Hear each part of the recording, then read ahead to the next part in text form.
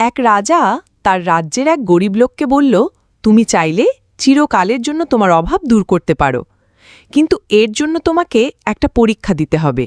তা হলো, একটি ঝুড়ি নিয়ে তুমি আমার এই বিশাল বাগানের এক পাশের দরজা দিয়ে ঢুকবে আর আরেক পাশের দরজা দিয়ে বের হবে, আর মাঝখানে বাগানের মধ্যে যত ভালো ভালো ফল আছে সব ছিঁড়ে নিয়ে আসবে। তুমি যত ভালো ফল নিয়ে আসতে পারবে তত বেশি পুরস্কার পাবে, কিন্তু শর্ত হলো তুমি সামনের দিকে যাইতে পারবে, কিন্তু পেছনের দিকে আসতে পারবে না। রাজার কথা মতন সেই লোকটি বাগানের মধ্যে ঢুকল। বাগানে ঢুকে দেখল নানান জাতের বিভিন্ন ধরনের ফল।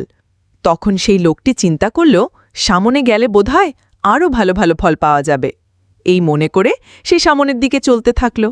কিন্তু কিছুক্ষণ চলার পরে সে দেখতে পেল, আরে এখন তো আর কোনো ফল দেখা যায় না, শুধু গাছ আর গাছ।